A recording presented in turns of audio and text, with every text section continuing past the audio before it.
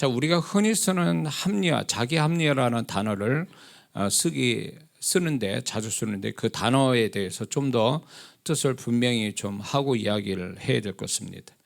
자기 합리화라는 뜻은 이거죠. 죄책감 또는 자책감에서 벗어나기 위해 그럴듯한 이유를 들어 자신의 입장을 정당화하려는 심리적 태도라고 얘기합니다. 또 다른 측면에서는 이렇게 해석해요.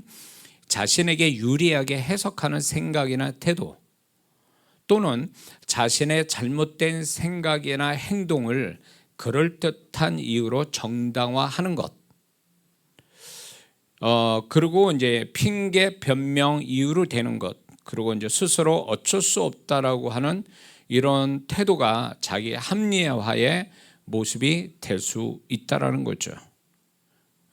다 아는 단어지만 또 이렇게 새롭게 자세히 좀 뜻을 먼저 얘기해야 말씀의 은혜, 여러분들이 또 이해가 될 것 같고 은혜가 될 것 같아서 말씀 전합니다. 뉴스에 보면 사회적으로 지탄을 받고 흉악한 죄를 범한 사람들에게 이제 기자들이 인터뷰를 자꾸 하죠. 인터뷰를 할 때 대부분 양심 있는 사람들은 잘못을 했다고 그 자리에서 얘기해요. 그런데 이 사람들이 이제 형사나 검사 앞에 가서 또 재판을 받을 때 거짓말과 함께 또 그럴 수밖에 없다라고 하는 자신의 정당성과 이유를 댄다는 것입니다. 그래서 자신의 책임이 덜하거나 없다고 주장을 한다라는 거죠. 이게 자기 합리화입니다. 합리화에는 두 가지 유형이 있다고 그랬는데 하나는 심포도 유형이라는 합리화가 있다는 것입니다. 이것은 여우와 포도라고 하는 우솝 요하를 여러분 아시죠? 거기에서 나오는 얘기인데 우리가 다 아는 것처럼 여우는 포도나무에 포도를 따먹으려고 하는데 아무리 해도 따먹지 못하니까 이렇게 말하고 발길을 돌아섭니다. 뭐라고 말하냐면 저 포도는 어차피 휘어서 먹지 못해. 다 아는 이솝우화를 여러분 알고 계시죠? 저 포도는 어차피 휘어서 먹지 못해. 이게 이제 심포도 유형이라는 자기 합리화의 어떤 이론을 얘기하고 또 하나는 달콤한 레몬 유형이라는 것이 있습니다. 달콤한 레몬 유형의 자기 합리화가 있다는 것입니다. 이것은 신 레몬이라도 자기 것이라면 달다고 생각하는 것입니다.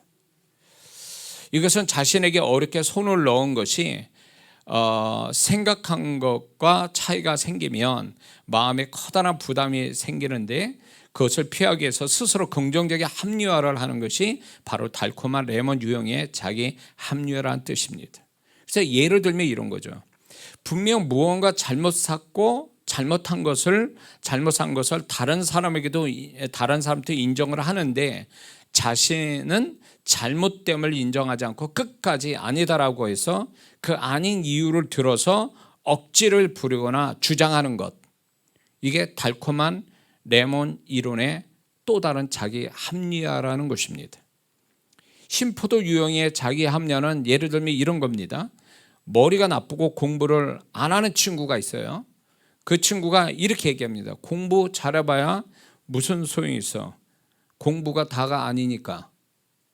이런 얘기를 한다 그러면 이 친구는 이제 공부도 안 해보고 머리도 나쁘고 공부도 안 하면서 공부가 다가 아니다 이렇게 말하는 게 이 심포도 유형의 자기 합리화라는 거죠. 그래서 자기 합리화는 두 종류가 있다는 거죠. 심포도 유형이 있고 달콤한 레몬 유형이 있다는 거죠. 이거는 굉장히 위험스럽다는 거죠. 자, 본문으로 들어가서 보면 이스라엘 백성이 바벨론 포로 생활을 하던 중 바벨론 제국이 무너집니다. 그래서 페르시아가 이제 들어섰는데 강대국이 되는데 이 페르시아 왕이 고레스 왕이 이스라엘 땅에 성전 건축을 하도록 이제 이스라엘 백성들에게 허락을 해줍니다. 극적으로. 그래서 이스라엘 땅에 돌아온 5만 명 가까운 이스라엘 전체가 돌아온 게 아니라 5만 명에 가까운 일부 이스라엘 백성이 이제 본국의 땅으로 들어옵니다. 그런데 그들은 그 땅에 성전 건축을 하기 위해서 일시적으로 해방돼서 온 사람들인데 그들은 성전 건축을 하지 못합니다. 하지 않아요. 그 이유는 성전 건축을 방해하는 그 당시에 그 땅에 있었던 족속들, 여러 종류의 족속들이 있었고, 또 그 여러 가지 이유로 오늘 본문처럼 성전 건축을 하기에는 시기적으로 아직 이르다라고 하는 이런 자기 합리화로, 이스라엘 백성의 자기 합리화로 인해서 성전 건축이 멈추게 됩니다. 근데 여기서 끝나는 게 아니라 이 이스라엘 백성이 5만 명에 가까운 사람이 본국 땅으로 이스라엘 땅에 와서 성전 건축을 안 하게 된 자기 합리화를 가지고 있는데, 여기다 또 하나가 얹어진 자기 합리화가 있는데, 어떤 합리화냐면 지금 당장 자기들의 주거지가 불편하니까 다시 성전 건축할 때까지 성전에 쓰여져야 할 자재들이 낡아지고 또 소멸이 될 수도 있으니까 그걸 가지고 가서 우리 집을 먼저 건축하자, 이렇게 합의를 본 겁니다. 이거를 합리화시킨 거죠. 지금 성전 건축할 시기가 아니까 그 재료들이 그냥 놔두면 다 썩고 소멸될 수도 있으니까 우리 집에 가져와서 쓰겠다, 이런 합리화죠. 이들은 하나님께서 그렇게 은혜를 주신 거에 대해서 이들은 자기 합리화로 인해서 하나님의 계획이 중단이 되고, 그것이 여러 가지 하나님이 선지자를 통해서 얘기하고 있는 거예요. 지금 학계의 선지자를 통해서 또 얘기하고 있는 거죠. 근데 이제 이 본문 말고도 성경 속에 자기 합리화에 대한 사건과 인물을 좀 보자면, 요한복음 6장에 보면 오병이어 사건이 기록되어 있는데, 그 오병이어 사건에 주님께서 빌립에게 이렇게 얘기하십니다. 이 많은 사람을 어디에서 떡을 구해서 먹이겠느냐라고 이렇게 빌립에게 질문을 합니다. 그러니까 빌립이 요한복음 6장 7절에서 각 사람에게 조금씩 받게 할지라도 200데나리온의 떡이 부족하나이다, 이렇게 얘기합니다. 200데나리온이면 한 데나리온이 하루 품삯이 되니까 10만 원을 따지면 그게 얼마겠습니까? 2천만 원? 200만 원? 2천만 원? 200만 원입니까? 어떻게 돼요? 한 데나리온이 10만 원이에요. 그럼 200이면 어떻게 되는 거예요? 200만 원이? 2천만 원이죠. 이게 이제 갑자기 정지되네, 수학적 머리. 제가 문과이기 때문에 이과가 아니라. 자, 이게 어떻게 조금씩 걷더라도 그만한 돈 또 모은다는 것도 문제고, 해가 떨어지기 직전에 떡을 이렇게 구한다라는 게, 빌립은 결국은 무슨 얘기냐면 200데나리온이나 되는 돈과 떡이 필요하다는 이 말은 돈도 떡도 구할 수 없다라는 자기 합리화를 주님께 표현하고 있는 거죠. 그래서 빌립은 주님의 질문에 부정적인 대답을 함으로 인해서 자기 책임을 면하는 자기 합리화의 모습을 보여주고 있다는 거죠. 누가복음 9장 57절에서 62절까지 보면 이런 말씀이 있습니다. 길 가실 때 혹이 여짜오되 어디로 가시든지 저는 쫓으리이다. 예수께서 가라사대 여우도 굴이 있고 공중에 새도 집이 있을 때 인자는 머리 둘 곳이 없도다 하시고, 또 다른 사람에게 나를 쫓으라 하시니 그가 가로되 나로 먼저 가서 내 부친을 장사하게 하옵소서, 허락하옵소서. 가라사대 죽은 자들로 자기의 죽은 자들을 장사하게 하고 너는 가서 하나님 나라를 전파하라 하시고, 또 다른 사람이 가로되 주여 내가 주를 쫓겠나이다 마는 나로 먼저 내 가족을 작별케 허락하소서. 예수께서 이르시되 손에 쟁기를 잡고 뒤를 돌아보는 자는 하나님 나라에 합당치 아니하니라 하시니라. 이렇게 주님이 말씀하고 있어요. 분명 주님을 따르고 싶은 마음을 가진 사람들이 있었단 말이에요. 그런데 이들의 이유가, 핑계가 뭐냐면 아직 세상 살 날이 많이 남아 부친 자기 아버지, 그리고 또 정 때문에 떨어지기 쉽지 않은 가족들을 이유로 대면서 주님을 바로 쫓지 못한다라고 이렇게 얘기를 합니다. 이게 자기 합리화죠. 주님을 따르겠다고 하면서 당장은 못 쫓아가는 이유를 이렇게 얘기합니다. 이게 일종의 자기 합리화거든요.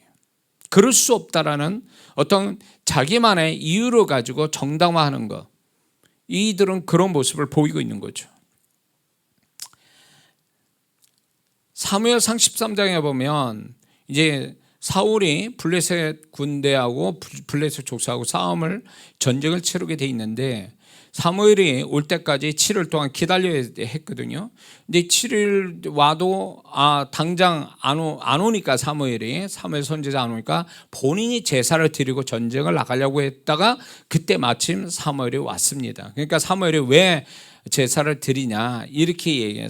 제사를 드리는 건 제사장 사사가 해야 될 일인데, 자기가 왕으로서 월권행위하고 하고 있는 것에 대해서 변명을 어떻게 되냐면, 지금 블레셋 족속하고 전쟁을 치러야 되는데 백성이 흩어지고, 그리고 자기가 이렇게 사무엘 선지자는 아직 안 오고, 그리고 블레셋 족속은 자꾸 나를 잡으려고 옵니다, 이런 식으로 이유를 댑니다. 이 사울의 이 변명되는 거는 그 전에 몇 사건이 또 있어요. 이런 것들이 결국 이 사울의 변명이 결국은 자신의 불행을 가져오게 되죠. 나중에 보면 그게 사울의 변명이 합리화시키는 거예요. 자기 합리화. 사울은 자기를 솔직하게 인정하지 않습니다. 죄를 인정하지 않고 변명으로 일관해요. 그것이 결국 사울은 하나의 습관처럼 된 거예요. 자기 합리화시키는 것을. 이런 모습을 사울에서 보게 됩니다. 더 나아가서 이제 창세기 3장에 보면 아담과 하와가 범죄한 후 하나님은 그들을 찾으셨죠. 근데 그들은 스스로 자신들의 죄를 자백을 합니다. 그런데 이 자백하는 것이 어떤 정확하지 않고 솔직하지 못하게 합니다. 솔직하지 못해요. 그래서 아담은 여자 하와한테 책임을 돌리고, 또 하와는 뱀에게 책임을 돌려요. 그러니까 하와가 그렇게 먹으라서 먹었다. 그리고 하와는 또 뱀이 유혹해서 그렇게 했다라고 얘기를 해요. 일종의 이게 아담과 하와의 자기 합리화입니다. 자기가 책임져야 될 거를 자기 책임을 안 돌리고 다른 사람한테 책임을 전가하면서 자기는 책임이 없다라고 하는 이것이 자기 합리화라는 거예요. 분명한 사실은 있잖아요. 근데 내가 이럴 수밖에 없어 라고 얘기하면서 그 책임은 자기는 책임 없고, 그렇게 만든 상황이나 사람에 대해서 그거를 책임을 돌린다는 거, 그에다 탓을 돌린다는 것이 이게 자기 합리화예요. 자기는 아무런 그러면 관계가 없고, 자기는 아무런 문제가 없고, 자기는 아무런 책임이 없고, 아무런 잘못이 없다라고 하는 이 논리가 하나의 자기 합리화라는 거죠.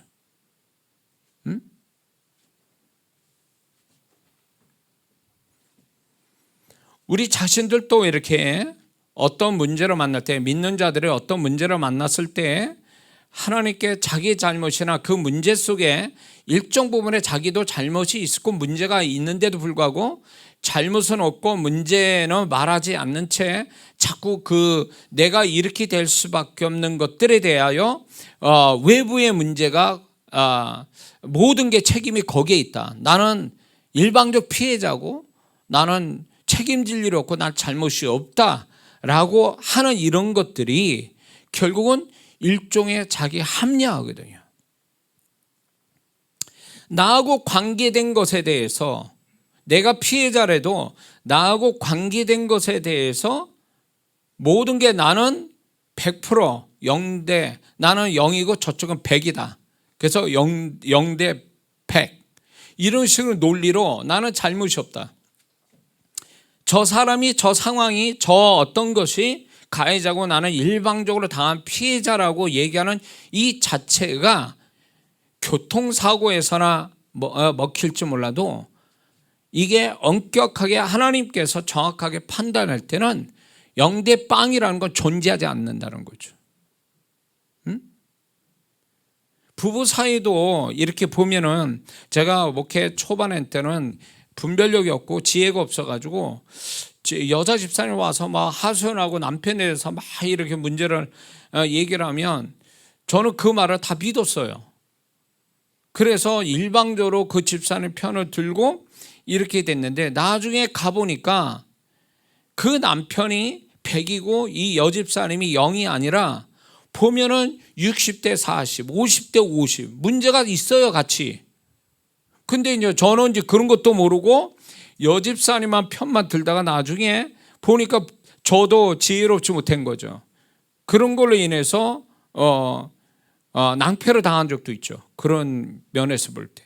그래서 제가 이제 그 후에는 이렇게 얘기해요. 모든 건 2% 차이다. 51일 때 49다.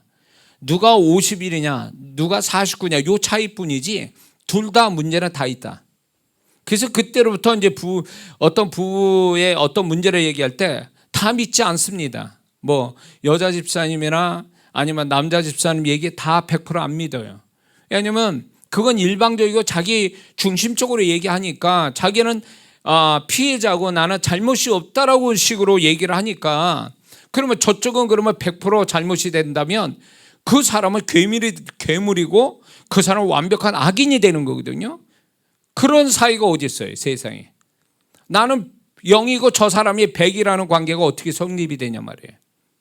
하다못해 우리가 어디까지 거슬러 가냐면 내가 그 사람에 대해서 사랑하지 못한 것도 일종의 내가 책임을 져야 될 어떤 문제가 될 수 있거든요. 사랑하지 못한 거, 관심 갖지 못한 거, 기도해 주지 못한 거, 이런 것도 다 일종의 나에게 잘못도 있는 거거든요. 나한테 책임이 또 있는 거거든요. 근데 이런 건 싹 빼버립니다.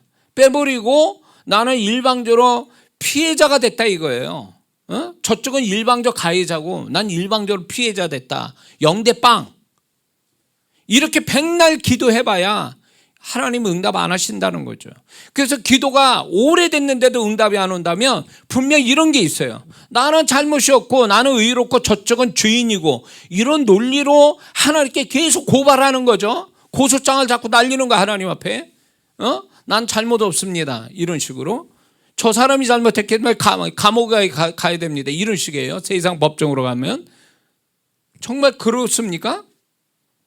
하나님이 그러면 어느 한쪽만 일방적으로 편을 들어주십니까? 아담과 하와에서 어느 편을 들어주셨어요? 근데 우리는 자기 책임, 자기 잘못을 인정하지 않는 채 자꾸 그걸 벗어나려고 하는 본능인지도 모르죠. 내가 거기에서 잘못을 인정하게 되면 그 사람과 동일한 취급을 당할 수도 있으니까 그런 거에 대해서 정말로 자기는 책임이 없다고 모면하기 위해서 그렇게 얘기할 수 있는데 이거는 올바른 방법이 아니라는 거죠. 세상이 그럴지 몰라도 믿는 자는 하나님 앞에서 쓰기 때문에 하나님이 모든 걸 판단하기 때문에 그런 식으로 하는 것은 하나님이 인정 안 하신다는 얘기예요. 어떻게 0대 빵이냐고. 하다못해 90대 10이라고 그래도 10의 책임이 있고 잘못이 있는 건데 자기는 10이니까 별거 아니고 저쪽은 90이니까 엄청 크니까 저 사람을 어떻게 책망해주고 징계를 내리시고 어떻게 해주세요 이렇게 얘기한단 말이에요. 그러니까 기도할 때도 그런 식으로 기도해요. 일종의 하나님 복수심이죠. 내가 당했으니까 저 사람을 어떻게 해주세요라고 기도를 해요.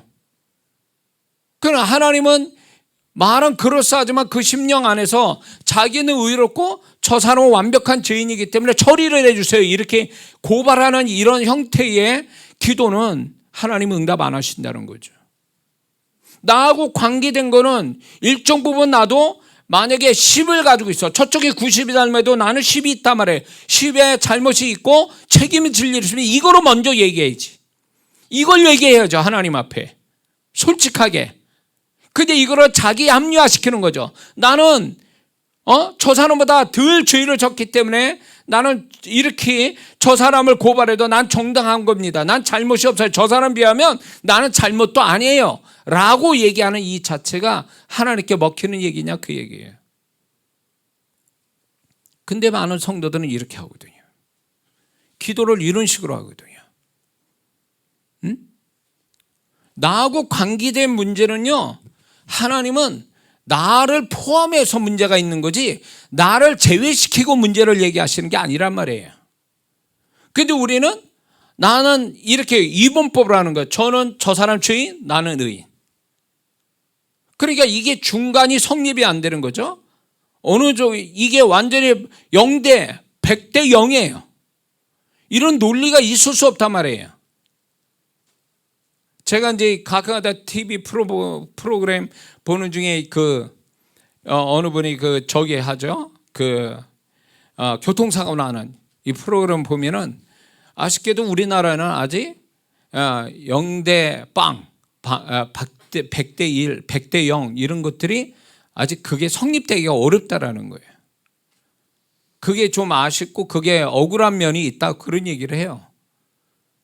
그러면 하나님 앞에서 우리가 과연 나는 0이고 저 사람은 100이다 아니면 저 사람은 90이고 나는 10이다라는 이 10조차도 아무것도 아닌 것처럼 나는 문제가 없는 것처럼 얘기하는 이 자체가 사실은 자기 합리화에 지나지 않는다라는 거죠. 응? 아담이 직접 안 따먹었어요. 하와가 따준 걸 먹은 것뿐이에요. 그러니까 아담으로서는 자기는 억울하다는 거예요. 왜 나를 직접 따먹지 않았으니까. 그런 면에서 하와에게 책임을 던지고 있는 거예요. 하와가 땄으니까 아담은 하와가 딴 걸 먹은 거니까 자기는 한 20 정도, 하와는 80 정도 이렇게 생각했을지도 몰라요.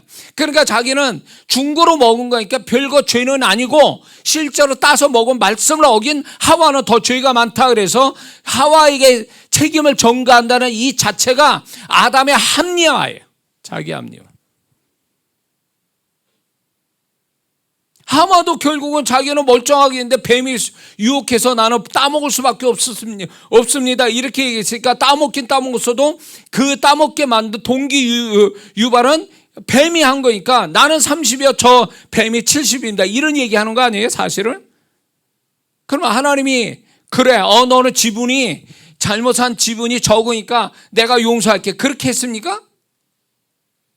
세상은 그럴 수 있어요. 그렇게 될 수도 있어. 그러나 예수 믿는 사람은 하나님이 재판장이고 하나님이 판단을 다 하시는데 하나님 앞에까지 그런 얘기한다면 이것만큼 어리석은 사람이 없는 거죠. 완벽한 100, 완벽한 0은 없어요. 우리도 일정 부분에 나하고 관계된 거 불편하고 힘들고 괴롭고 고통스럽고 손해나는 이 모든 나하고 관계되면서 온 이 문제들이 나는 0이고 저쪽은 100이다? 그런 논리가 성립이 안 돼요. 그러면 애초에 지혜로워야지 자기가 지혜롭게 했으면 그런 일 안 벌어지는 거 아니에요. 애초부터 가지 말할 때 안 갔으면 되는 거 아니에요. 자기가 가서 자기가 그렇게 좋다고 그래가지고 일 벌려진 거에 대해서 자기는 잘못이 없고 저 사람이 잘못을 했다고 그래가지고 그쪽으로 다 몰아간다면 이 사람은 자기 합리화의 함정에 빠져버리는 거예요. 그런 사람은 하나님이 인정 안 하신다는 거예요. 그런 거에 그런 논리를. 성도 중에 이런 분들도 있어요. 자신이 해야 할 일을 안 하면서 하나님의 은혜가 있을 거야. 하나님이 도우실 거야. 이런 식으로 이런 태도로 보이는 성도들이 있어요. 저는 이거를 신앙적 자기 합리화라고 부르는 거예요. 아니 자기 할 일을 다 해야지. 세상 사람도 그 돈 많아 벌자고 정말로 진짜 막 땀 흘려가며 코피 흘려가면서 돈을 버는데 믿는 자가 그 세상 사람만큼도 열심도 안 내. 지혜롭게 하지도 안 해. 그러면서 하나님의 은혜가 나를 도와줄 거야. 하나님이 도우실 거야. 이런 걸 논리로 게으르게 한다. 이건 자기 합리화지. 신앙적 자기 합리화.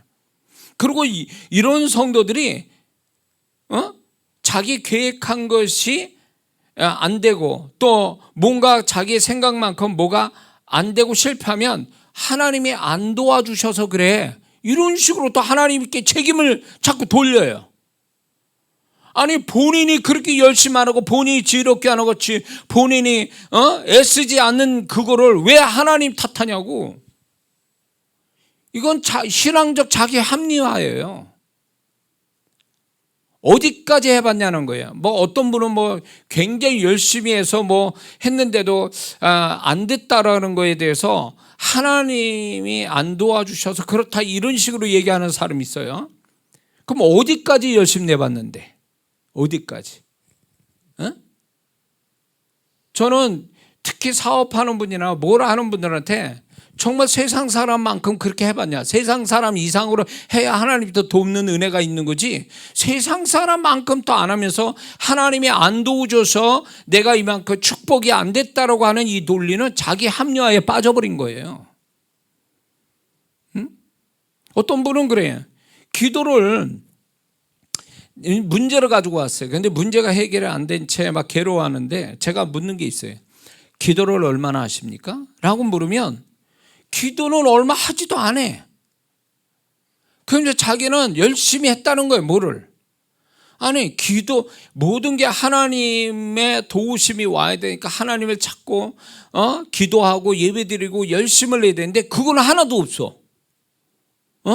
좀 했다는 거. 얼마만큼? 식사 기도하듯이? 문제가 그렇게 심각한데? 그리고 하나님께 문제를, 어마어마한 문제를 풀면서 예를 들어서 10,000원짜리 헌금을 드리고 어마어마한 문제 해결해 달라고? 이게 뭐예요? 그러고 하나님이 왜 나를 안 도와주시냐고 그래. 자기 합리에 빠진 거지. 신앙적 자기 합리화의 함정에 빠져버린 거예요. 이런 사람은 이런 식으로 빠져버린 사람은 하나님 또 어떻게 할 방법이 없어요. 그러니까 예수 믿는 사람이 신앙적 자기 합리화에 빠져버리면 이건 정말 심각해요.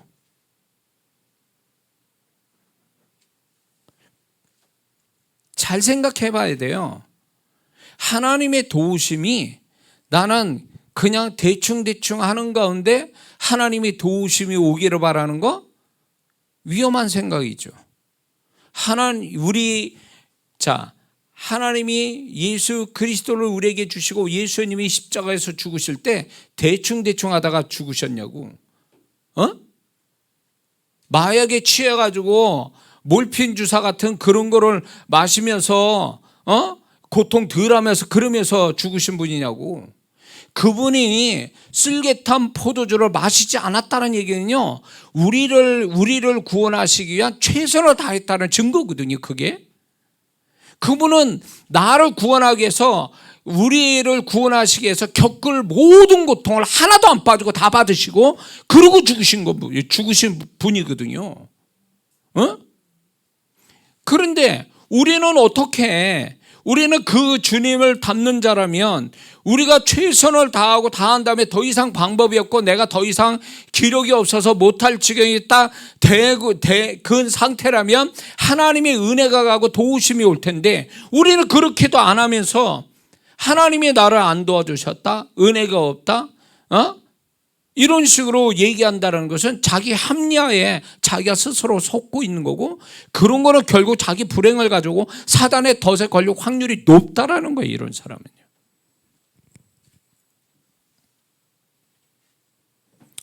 자기 합리화의 문제가 뭔지 아세요? 첫 번째는 자신의 실패나 잘못을 절대로 인정하지 않는다는 거예요. 자기 합리화가.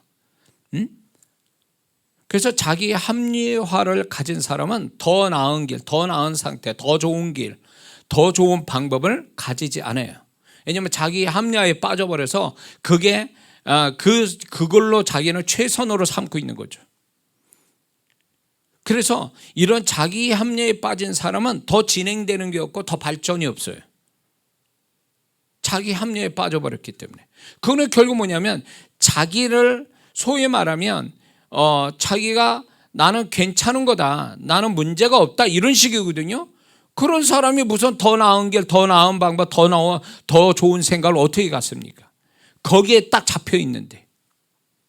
그러니까 자기 합리화에 빠진 사람은 자기 스스로 불행을 가져온다고 봐야 돼요. 그러면 자기 합리화의 사람과 긍정적인 사람의 좀 이 차이가 있는데 좀 다른 점이 있어요. 자기 합리화에 빠진 사람은 지금 제가 말씀드린 이 모습이고, 긍정적인 사람은요, 다른 점이 뭐냐? 자기 합리화와의 긍정적인 사람의 차이는, 긍정적인 사람은 자기 잘못이나 실패를 인정한다는 거예요. 그리고 새로운 방법, 새로운 길, 더 나은 어떤 방법을 찾아가는 게 긍정적인 사람이라는 거죠. 그래서 우리가 긍정적인 사람이 된다는 얘기는 결국 내가 나를 인정하고 솔직하게 나를 인정하고 더 나은 방법을 찾아가는 사람이 긍정적인 사람이고, 자기 합리화의 사람은 이거는 인정하지 않으니까, 자기 실패나 잘못을 인정하지 않는 채 거기 갇혀서 그냥 거기에서 머물러 있으니까 더 나은, 더 진행되는, 더 발전되는 것은 없다는 거예요. 이게 자기 합리화의 문제죠. 두 번째는 자기 합리화는 솔직하고 정직하지 못하다는 거죠. 정직한 것에 대한 하나님의 축복이 약속이 있는데, 잠언서 3장 32절을 보면 정직한 자는 하나님과의 교통이 있고, 또 15장 8절을 보면 악인의 제사는 여호와께 미워하셔도 정직한 자의 기도는 그가 기뻐하시느니라. 시편 140편 13절을 보면 정직한 자가 주의 앞에 거하리이다, 이렇게 하면서 정직에 대해서 이 축복을 얘기하는데, 이 정직의 반대가 뭐냐면 자기 합리화예요. 자기 합리화는 결국은 자기의 잘못이나 어떤 그 실패를 인정하지 않는, 그것을 가려야되는, 은폐를 해야 되는, 그러다 보니 거기에 솔직하지도 못하고 정직하지도 못한 거죠. 그러니까 이런 사람은 하나님의 은혜 받기가 쉽지 않다요. 못 받는다는 거죠. 자기 합리화에 빠진 사람의 또 특징이 뭐냐면 사단의 덫에 걸릴 확률이 높다라는 거예요. 가룟 유다가 공금을 계속 빼먹었죠. 그게 계속 빼먹게 된 배경이 뭘까요? 처음에 죄책감을 가졌을 거예요. 그러다가 죄책감이 없어지니까 나중에는 죄책감이 없어진 그 시작점이 뭔지 아세요? 자기 합리화일 거예요. 아, 괜찮아, 이 정도면 내가 이만큼 이 예수님과 제자들을 먹여 살리고 왔다 갔다 움직이고 교통비 쓰고 힘쓰고 애쓰고 이런 것 좀 이런 걸로 보상받아도 되는 거 아니야? 자기 합리화죠. 자기의 합리화가 결국은 뭘 가져요? 사단의 생각을 넣어준 거를, 그걸 자기 생각으로 받아들이고 사단이 들어가서 역사하는 존재가 되고 마는 거죠. 그러니까 이 자기의 합리화는 사단의 덫에 걸릴 확률이 높고 사단의 도구가 될 확률이 높다라는 걸 얘기해 준 거예요. 응? 과거에 제가 40년, 50년 전에 학생 때 신앙사를 때, 그때 당시에는 회개가 중점이었어요. 신앙사에, 기도에. 그래서 장로님들 대표 기도할 때나 아니면 권사님, 집사님들이 늘 개인 기도할 때 시작이 뭐냐, 회개부터 시작했어요. 항상. 그게 굉장히 잘하는 거거든요. 하나님 앞에 자기를 솔직하게 인정하는 거. 응? 그것이 하나님의 은혜를 입는 방법이고 문제를 풀어주시는 하나님의 손길을 오게 하는 건데, 오늘날 회개를 자주 합니까? 회개를 먼저 합니까? 정말로 그게 내가 잘못했다고 인정하면서 회개를 정말 하는 거냐고요. 회개해도 건성으로 하고 회개할 생각을 안 해요. 왜? 나는 잘못이 없으니까. 근데 이 잘못이 없다는 게 순전하게 100% 잘못이 없다라는 게 아니라 자기가 조금이라도 잘못인데 상대적으로 저 사람이 죄에 비하면 나는 죄가 아닙니다 해서 회개를 안 하는 거예요. 상대적으로 생각을 해가지고. 세상 사람이 죄가 아니다 그러니까 예수 믿는 사람이 세상 사람 같이 그런 모습을 보이는 거에 대해서 그걸 죄가 아니라고 해서 회개를 안 한다? 상대적인 거죠. 성경이 그렇게 얘기합니까? 하나님은 그걸 그렇게 얘기하시냐고요. 그리스도인답지 못하는 것, 악의 모양도 버리라고 그랬는데, 그런데 세상 사람 같은 악의 모양을 취하면서 나는 노골적으로 죄를 짓지 않고 나는 적게 죄를 지니까 난 이게 죄가 아니야 라면서 회개를 안 한다 그러면 이 사람 자기 합리화예요. 죄에 대한 자기 합리화. 응? 그래야 되냐고. 그러니까 이게 소위 말해서 자기 합리화에 빠진 사람은 솔직하지 못하고 정직하지 못하죠. 포장하고 은폐를 하고 그것이 자꾸 정당성을 자꾸 얘기하죠. 그럴 수밖에 없다는 얘기를 자꾸 얘기하는 거죠.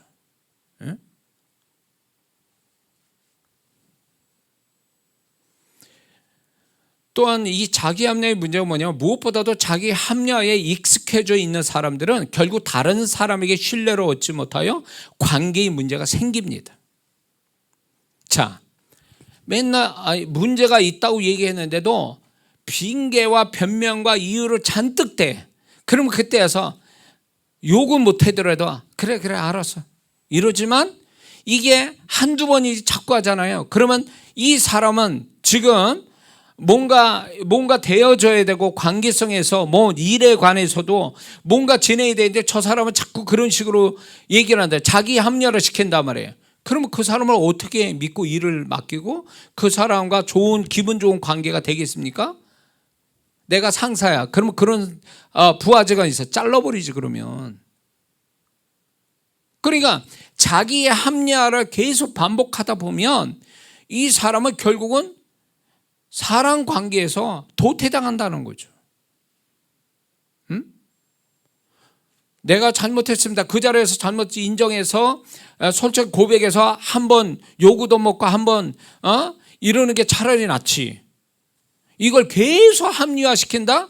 그거는 결국은요 내가 스스로 사람 관계에 다 끊어놓는 스스로 사람 관계를 끊어놓는 원인이 되는 거죠.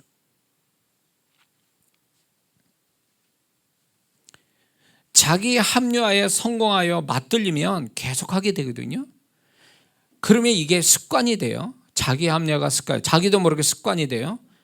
그리고 이제 결국은 합리화에 중독에 빠지게 되는데 이것이 결국 사람과 하나님께 버림을 당하는 원인이 돼요.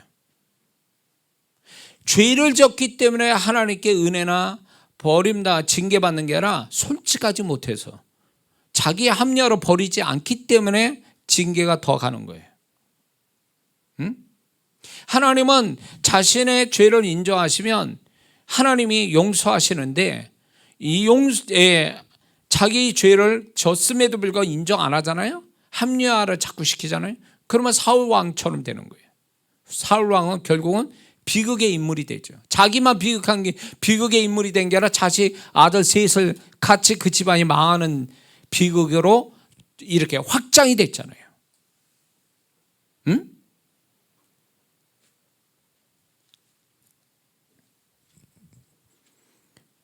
그러니까 이 합리화를 자꾸 시키면 결국은 자기 합리화가 반복되고 중독되면 오는 현상이 뭐냐면 거짓말을 서슴없이 하기 시작한다는 거예요. 처음에는 핑계와 변명과 이유로 됩니다. 이거로 자기 합리화를 삼아요. 근데 이게 습관이 되고 중독이 되잖아요. 그러면 그 다음에 어떻게 하냐, 더 강도가 세게 하기 위해서 거짓말을 덧붙이는 거죠. 과장하고 비약시키고. 이게 그냥 처음부터 하는 게 아니라 자기 합리화에 습관된 사람이 하는 거예요. 이게 사기꾼들 보세요. 거짓말 잘하는 사람들 보세요. 그 사람들의 특징을 잘 보세요. 자기의 합리화에 아주 능통한 사람들이에요. 그래서 상대방을 알고 그렇구나, 그래 이해하게끔 만드는데 능한 사람이에요. 이게 소위 처음부터 그런 게 아니라 자기 합리화에 계속 반복해서 여기에 성공해서 맞들리다 보니까 습관이 되고 이게 결국은 거짓말까지 가게 되고 거짓말을 통해서 이제 거짓의 영이 막 들어가서 정말로 거짓인데도 진실처럼 믿게 되는 데까지 가는 거예요. 그렇게 되면 그러면 이제 사기꾼 되는 거죠. 그런 사람이 있어요. 분명히 내가 볼 때 영분별을 볼 때 잘못됐는데도 자기는 굿색이 아니라는 거지.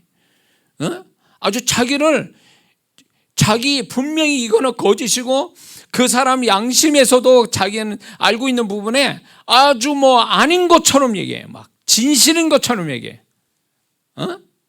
그 정도 자기가 속고 있는 거죠. 거짓말에 자기가 속은 거예요. 진실인 것처럼 거짓을 진실처럼 받아들일 정도면 이 사람은 거짓의 영이 엄청 강하게 역사하고 있는 거죠. 거짓의 영이 뭘로 왔는데? 자기 합리화에서 온 거예요.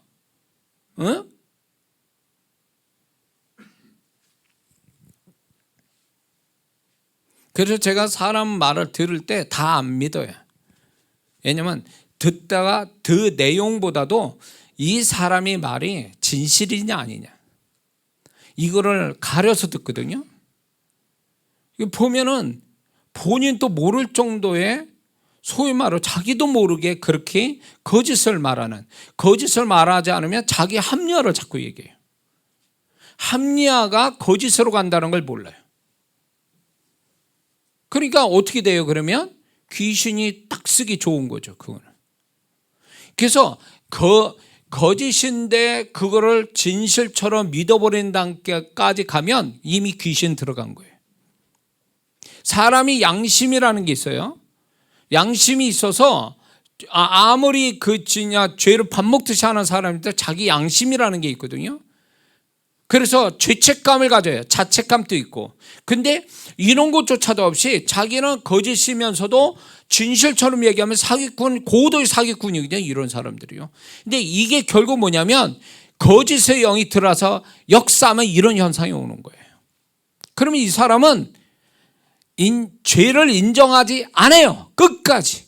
감옥에 들어가서 살아도 간수한테 나는 죄가 없는 사람이라고 항의할 사람들이에요.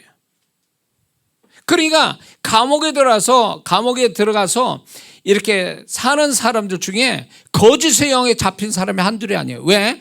뻔뻔하게 자기는 죄를 졌음에도 불구하고 나는 죄를 이렇게 지을 수밖에 없는 상황이 있었고 나는 이게 죄가 아니다. 나는 죄수가 없어서 걸렸고 변호사를 안 써서 이 지경이 됐다. 이런 식으로 얘기할 정도면 그 사람 거짓의 영에 완전히 잡힌 거. 그 사람은 형을 치르고 나왔어도 그 사람은 또 죄를 짓게 돼 있어요. 인정하지 않으니까 자기 죄를. 응? 신앙이 좋아진다는 게 뭐겠습니까? 그 사람이 주님을 닮아서 진실하고 솔직해지는 거거든요. 그분을 닮아서. 그러니까 그분을 닮아가는 거예요. 우리가 이 신앙이 좋아진다는 건 주님을 닮아간다는 얘기인데 주님을 닮아가는 중에 뭐가 있습니까? 진실함이 있고 거짓 없이 진실함이 있단 말이에요. 솔직함이 있고. 만약에 이게 없다면 그 사람은 주님 신앙 좋다는 얘기를 못해요. 응?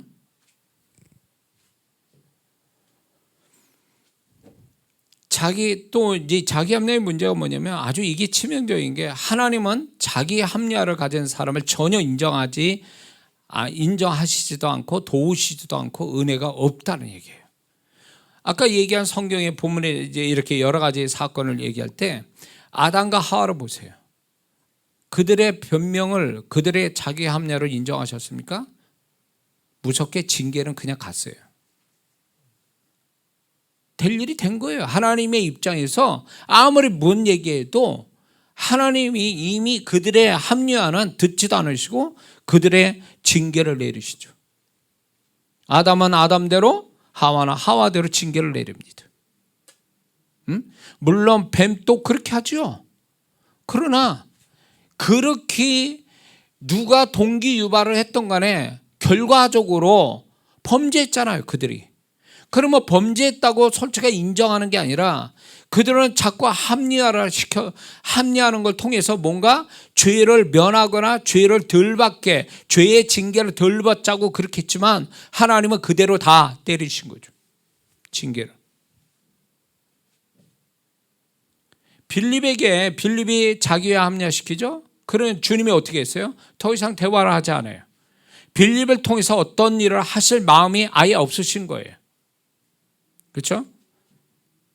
주님을 따르는 데 있어서 이유와 핑계와 변명되는, 그래서 자기 합리화시키는 자에게 주님은, 그런 자는 주님을 따라갈 수도 없고, 아까 얘기한 그 본문의 말씀 그대로 좀 다른 측면으로 얘기하자면 너는 따라오지 마, 이 얘기예요. 넌 자격이 없어.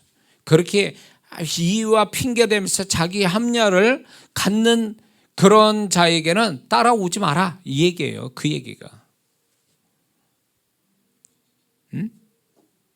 그리고 본문에서 성전 건축의 사명을 잃은, 그래서 자기 합리화를 가진 그들에 대하여 하나님께서 그게 얼마나 무서운가를 대가를 치르게 하시는데 학개서 1장 6절에 이렇게 말씀해요. 너희가 많이 뿌릴지라도 수입이 적으며 먹을지라도 배부르지 못하며 마실지라도 흡족하지 못하며 입어도 따뜻하지 못하며 일꾼이 삭슬 받아도 그것을 구멍 뚫린 전대에 넣음이 되느니라. 이게 뭐예요? 이게? 이들이 하나님의 성전을 건축하기 위해서 극적으로 이방 강대국의 왕이 하나님이 은혜를 주셔서 돌아오게 했단 말이에요. 이건 기적 중에 기적인데 그들은 성전 건축을 이루기에는 시기적으로 아직도 이루고 여러 가지 문제가 있다라는 자기 합리화에 빠져서 그들이 지체하고 있는 데다가 거기에다가 또 그 물건을 지금 성전을 못 쓰니까 자기네 집으로 가져가는 게 좋겠다. 우리라도 쓰자라고 하는 이 자기 합리화의 결말이 뭐냐면 이거예요. 너희들이 아무래도 내 은혜가 없고 축복이 없다 그 얘기지. 합리화의 끝이 이거라니까요. 응?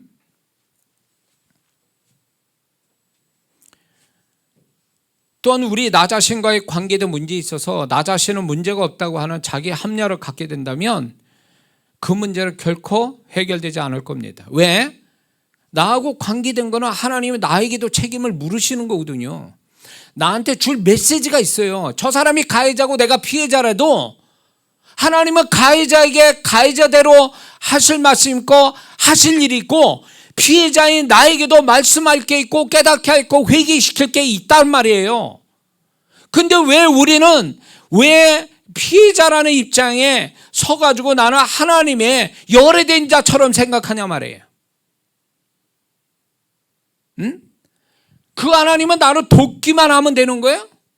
너는 피해자니까 불쌍해. 내가 너를 네가 문제가 뭐니? 내가 널 도와줄게. 하나님이 그러신다는 얘기예요? 피해자는 문제가 없다는 얘기예요? 책임이 없고 죄가 없고? 이건 잘못된 생각이지. 그 많은 성도분들이 이래요.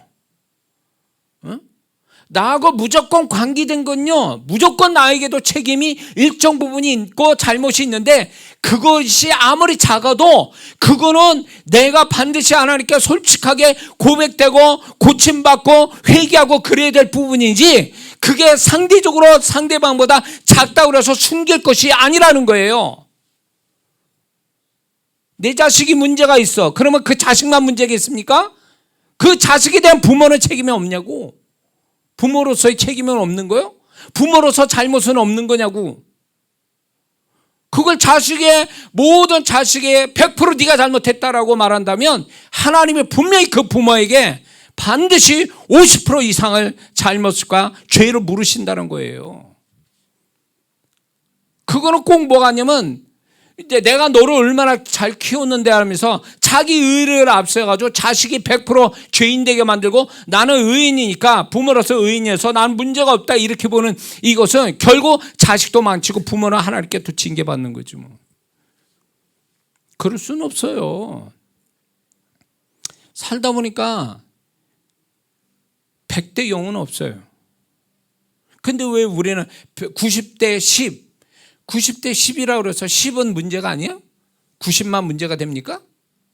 이런 논리로서 살아가니까 너무너무 우리는 지금 세상에 죄를 짓고도 의인처럼 행세하는 사람이 얼마나 많은지 몰라요. 이거는 상대적이어서 그래요. 상대적으로 그 사람이 죄가 많으니까 나는 죄가 없는 것처럼 보이는 거예요. 그래서 이거 가지고 하나님께 명함을 내민대. 나는 문제가 없는데 저 사람이 문제니까 저 사람을 어떻게 해버리세요. 이런 식이에요. 그렇게 될 것 같습니까? 안 돼요. 안 되는 건 뭘 얘기해요? 네가 너 자신을 보라는 거예요. 네가 너를 인정하는데 내가 그 사람을 어떻게 하냐는 거예요. 내가 나를 인정해야 그 상대방을 어떻게 하나님이 하실 거 아니냐 말이에요. 근데 내가 나를 인정 안 하고 하나님 앞에 의인인 것처럼 등장하는데 무슨 상대방을 어떻게 하냐고. 100% 하나님의 은혜와 긍휼을 받을 자가 돼야 하나님이 그 다음에 일어나시지. 내가 은혜와 긍휼을 받을 자가 아닌데 어떻게 상대방 가지고 뭐라고 얘기하냐 말이에요.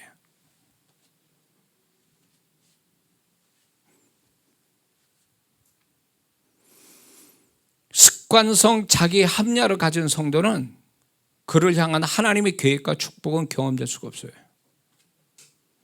보세요. 틀림없어요. 조심해야 될 게 나이 드실수록 뭐가 있냐면 나이 드실수록 자꾸 뭐가 마음이 들으면 섭섭함이 들어온다고 그래요. 섭섭함이 결국 뭘 얘기하는 줄 아세요? 이게 소위 말하면 피의식에서 와요. 오랜 세월을 살다 보니까 살아가면서 여러 가지 삶에 여러 가지 겪는데 좋은 일보다 플러스 되는 것보다 마이너스 되는 일들을 많이 경험하다 보니까 그 속에 나도 모르게 피의식 같은 게 있는 거예요. 나는 손해보고 산다. 이 손해보고 산다라는 이 생각이 섭섭함을 갖게 해요. 그런 것들이 결국 그것이 소위 말해서 자기 합리화를 만드는 어떤 아주 위험스러운 요소가 돼요. 나는 문제가 없어. 저 사람이 나를 그렇게 괴롭힐 뿐이야. 이런 것들이 결국은 하나님의 은혜와 긍휼을 받지 못하게 만드는 원인이 돼요. 하나님 나 불쌍한 사람이에요. 불쌍하다는 얘기가 내가 하나님 앞에서 나의 존재가 정말 존재 자체에서 문제가 있어서 하나님의 긍휼을 구하는 데서 오는 불쌍함이 아니라 상대적으로 볼 때 난 불쌍하던 사람이라고 보는 거예요. 자기 연민에서 불쌍하다고 자꾸 봐요. 그래서 자기는 그러기 때문에 하나님의 어떤 은혜를 받아야 되고 축복을 받는 게 당연하다고 생각하는 이 사람은 굉장히 위험스러운 거예요. 자기의 합리화에 빠지는 거죠. 그것도 일종의 자기를 불쌍히 여기는 그 마음이 자기의 합리화를 빠지게 하는 원인이 돼요.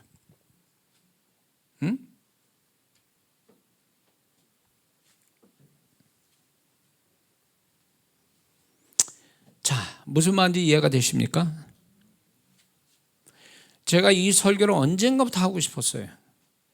왜냐하면 저 자신 주님이 저에게 이거를 보게 하시고 또 많은 성도들을 상대하다 보니까 그 성도분들에서 뭔가 문제가 있는데 그 문제 중에 하나가 이거더라고요. 자기 합리화. 이런 사람은 세월이 오래가도 변하질 않아요. 변화라는 게 없어요. 세월이 오래가도 이 사람은 성장하지 못해요. 세월이 오래가도 발전할 수가 없어요. 세월이 오래가도 하나님이 새로운 손길을 못 봐요. 왜? 자기 합리화라는 우물 안에 갇혀가지고 못 나오거든요. 냇가를 건너 냇가에 흘러서 강으로 가고 바다로 가야 될 사람이 우물 안에 정체된 데서 고여있는 물에 고여서 거기 안에서 빠져 있는 거죠. 그러니까 이런 사람은 하나님의 어떤 새로운 성격, 새로운 축복을 못 보고 가는 거예요. 왜? 자기 모든 게 자기 중심, 이 자기 합리화라는 게 결국 자기 중심으로 해석하는 거거든요. 이게 자기 중심의 해석이라는 게 얼마나 위험스러운지 몰라요. 다 사람들은 예수 믿을 땐 다 자기 중심으로 보다가 이제 신앙이 좋아지면 좋아질수록 주님으로 자기를 보고 주님을 통해서 자기를 보고 말씀을 통해서 자기를 보고 다른 사람 통해서 자기를 또 보고 그러면서 자기의 문제를 발견하고 그래서 주님의 손길을 구하고 그러면서 더 점점 겸손해지는 것.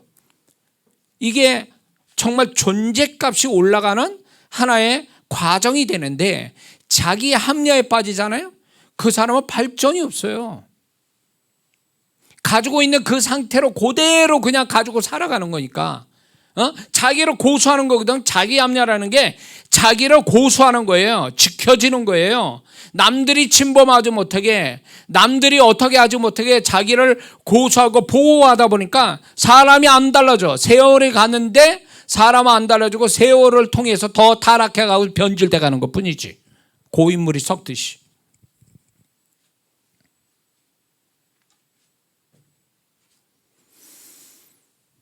자, 그래서 우리는 자기 합리화에서 벗어나는 것이 하나님이 새로운 손길, 새로운 축복 이런 것들을 경험하게 되는 아주 중요한 동기가 되거든요. 그러기 위해서 우리는 먼저 자기 합리화에서 벗어나려면 솔직하고 자신의 부족함이나 잘못됨을 인정하는 게 중요합니다. 정직한 게 중요해요. 정직하게 자기를 볼 수 있어야 그 다음에 뭡니까? 진단이 제대로 나와야 처방이 나오는 것처럼 우리가 우리 자신의 문제가 있다라는 걸 솔직하게 인정돼야 그 다음에 하나님이 은혜도 오고 내가 그런 하나님 앞에서 솔직한 그 모습이 하나님이 나의 관계된 것을 또 타치하실 수 있는 통로가 되는 거거든요.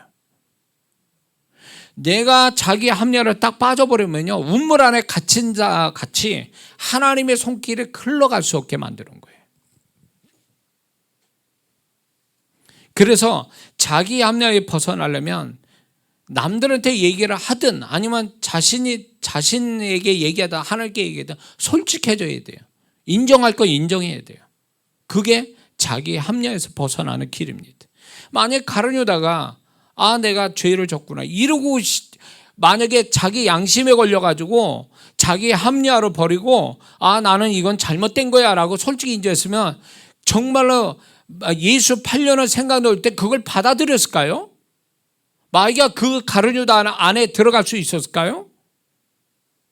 사울이 정말로 자기가 솔직하게 인정하고 회개를 했다면 그 지경까지 갔을까요? 생각해보면 어떤 죄의 문제가 아니라 죄 때문에 망했다라기보다는 사실은 자기 합리화 때문에 망했다고 봐야 돼요.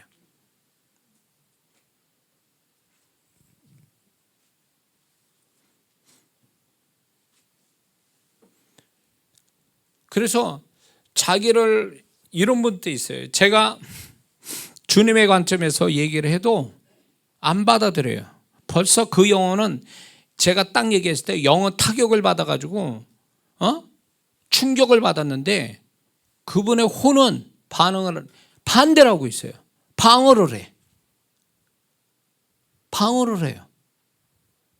아니 목사가 그분을 무슨 비난하려고 그러는 거요? 이 영혼이 너무 불쌍해가지고 뭔가 이분이 뭔가 좀 더 이분이 존재가 달라지고 하나님과 관계가 달라지고 관계된 것들이 달라지게 하려고 하는데 그 모든 문제는 뭐냐면 그분의 합리화거든요. 자기 합리화. 그래서 제가 이제 그 얘기를 딱 던진단 말이에요. 제가 볼 때는 이게 아닙니다. 그건 잘못된 거예요. 근데 제가 이제 빛 대신 주님의 음성을 전하니까 영은 타격을 받았어요. 근데 그분이 둔한 사람이니까 영이 타격받으면 혼에서 그게 반응이 와야 되는데 혼은 꿈쩍도 안 해. 그러면서 변명과 핑계와 이유를 대요. 더 이상 얘기 안 했어요. 더 이상 얘기 안 한다. 그런 성도는 결국은 자기 합리화가 얼마나 무섭고 자기를 얼마나 불행하는지를 경험해봐야 아는 거예요. 말로 할 때는 안 들어먹어요. 경험해봐야 알아. 그때 가서. 그래야 자기가 얼마나, 그래서 하나님이 우리를 변화시키고 존재감 높이기 위해서 하시는 작업이 뭔지 아세요? 나의 정체를 발견시켜주는 사건을 주시는 거예요. 그게 고난일 수도 있고 어떤 고통과 어려움이 결국 뭔지 아세요? 우리 자신을 정말 정직하게 돌아보게 하는 하나님의 작업이에요. 근데 그 속에서도 자기 합리화시킨다고? 끝난 거예요. 이 사람 고난이 안 끝나요. 그렇게 되면. 응? 고난이라는 게 결국 하나님이 그 사람을 정확하게 자기를 보게끔 만들어주신 그것도 쓴 은혜인데 그거를 못 본다고? 그래서 자기 합리화를 안 버린다고? 그러면 고난은 계속 가는 거죠. 언제까지? 자기가 처참하게 나는 죽을 죄인이고 하나님의 은혜가 없으면 안 되는 자라는 거를 아주 그냥 영혼 깊은 데서 나올 때까지는 하나님은 아마 그 고난을 끝내시지 않을지도 몰라요.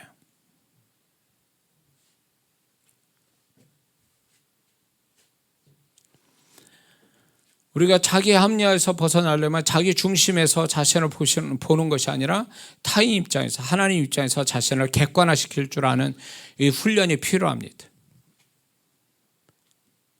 그게 내가 다 맞다라고 하는, 어쩌면 내가 나도 이제 어떻게 보면 제 아내하고 이렇게 보면 내가 자기 합리화를 가장 많이 어디서 쓰는 것 같아요? 제 아내한테 쓰는 것 같아요. 자존심이 있어가지고 내 자존심 때문에 잘못했는데도 안 한 것처럼, 그리고 그 되지도 않는 이유와 변명과 핑계를 잔뜩 대놓죠. 그게 보니까 나중에 보니까 내 자존심 때문에 자기 합리화시키는 것이 결국 나도 그렇고 제 아내한테도 관계나 여러 가지로 안 좋다라는 걸 알게 되는 거죠. 그러니까 이게 가까운 사람이라고 해서 내가 자존심 지키려고 자기의 합리화를 시킨다는 것은 굉장히 위험하다. 이게 관계에 틀어지게 만들고 멀어지게 만들어. 그래서 가까운 사람일수록 자기 합리화를 버리는 게 지혜로운 거다. 그게 관계를 더욱 잘 갖게 되는 아주 모습이라는 거죠. 가까운 사람일수록 솔직해야 되고 정직해야 된다는 거죠. 근데 우리는 나하고 제일 사랑하는 사이, 이런 사람한테 자존심이라는 것 때문에, 어떤 부끄러움 때문에, 수치심 때문에 그런 것들을 솔직하게 정직하게 얘기하는 게 아니라 자꾸 합리화를 시키게 되면 이거는 가장 가까운 사이가 가장 상처 주고 원수되는 사이가 된다는 거죠. 응? 그리고 자기 합리화를 벗어나려면 더 나은 게 있지 않을까? 더 나은 방법, 더 나은 길, 더 나은 생각을 갖는 훈련이 필요합니다. 자기 합리화는요, 자기가 최고고 자기가 제일 낫고 자기를 내가 더 좋게 생각하면 위험하다는 생각해요. 자기 스스로가 더 나은 걸 가지면 이게 자기가 허점이 보일 수도 있고, 그러면 또 다른 합리화를 시켜야 된다는 생각 때문에 피곤해지니까 더 이상 더 좋은 방법, 더 나은 방법을 안 갖는 거예요. 이대로 조싸우네요. 이대로 조싸우네 하고 이 생각 갖는 게 자기 합리화라는 거죠. 그러니까 이런 사람은 10년 가도 안 변해요. 발전이 없어. 이런 사람은 하나님은 계속 우리를 변화시키고 존재값부터 해서 신앙과 삶을 더 축복되게 이끌어 가려고 하는데, 나는 그런 걸 받고 싶지 않아요. 그냥 나는 이대로 조사하니 그냥 놔두라는 거예요. 그리고 자기의 잘못된 걸 드러내는 게 겁나고 새로운 걸 도전한다는 자체가 부끄럽기도 하고 자존심 상할 수도 있고 안 될 수도 있고, 그런 것들 때문에 자기를 오픈하지 못해요. 솔직하지 못한 거지. 솔직한 사람은 자기 오픈하는 게 쉬운데, 이게 가리고 숨기고 막 이런 은폐하는데 아주 능숙하고 이게 습관이 된 사람은 자기를 드러내지 않아요. 합리화를 자꾸 시켜버리니까 이런 사람은 결국 발전도 없고, 주님이 손길을 이렇게 뭔가 해도 뿌리치는 사람이에요. 난 이대로 조싸우네요.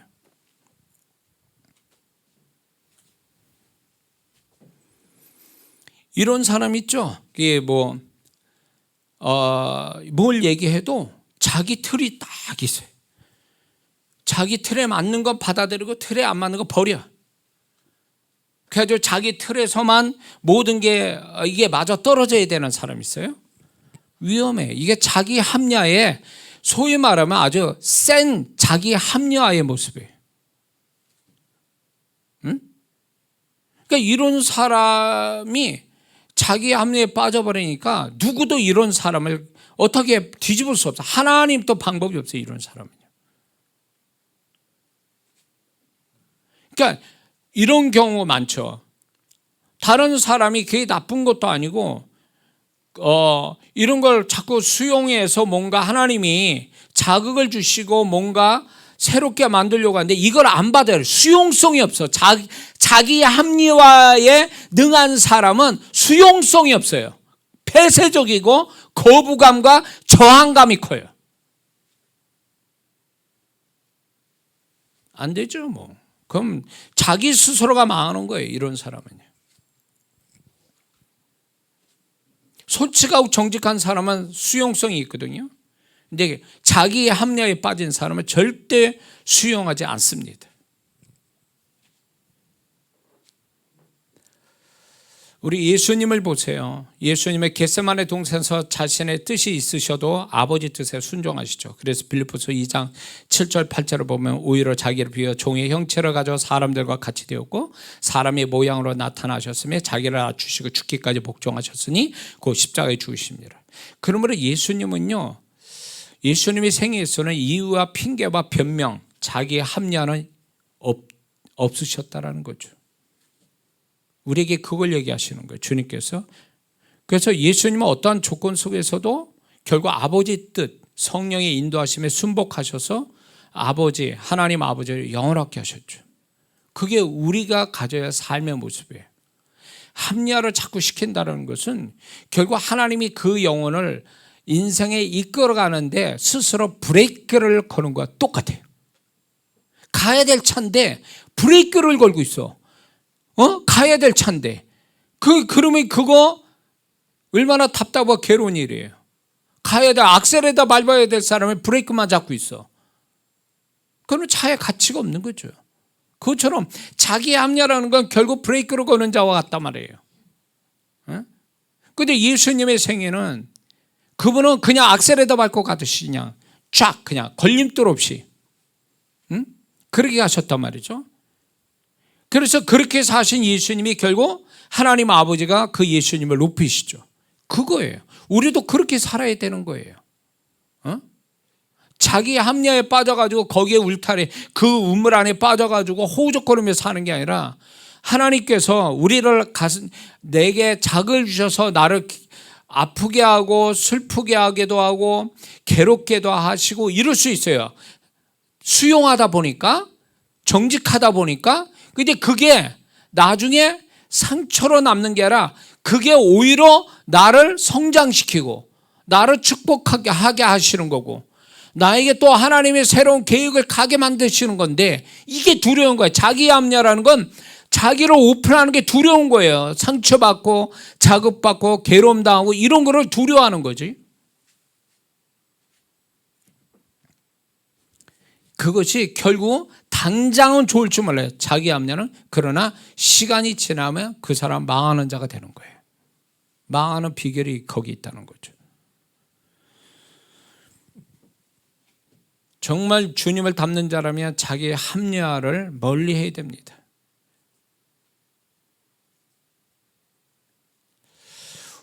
자, 저는 이 얘기를 마지막으로 하고 싶어요. 자, 우리 모두는 이 메시지를 통해서 스스로 질문을 좀 해봐야 됩니다. 그게 뭐냐면 나는 존재와 신앙과 삶에 대하여 자기 합리화의 모습이 있는가? 있다면 그것이 무엇인가? 만약에 있다면 하나님께서 지금 그 합리화시키는 그것을 발견해서 버리라고 하는, 지금 버리지 않으면 안 된다고 하는 경고의 메시지를 오늘 이 아침에 우리에게 들려주고 계신 거예요. 기도합니다.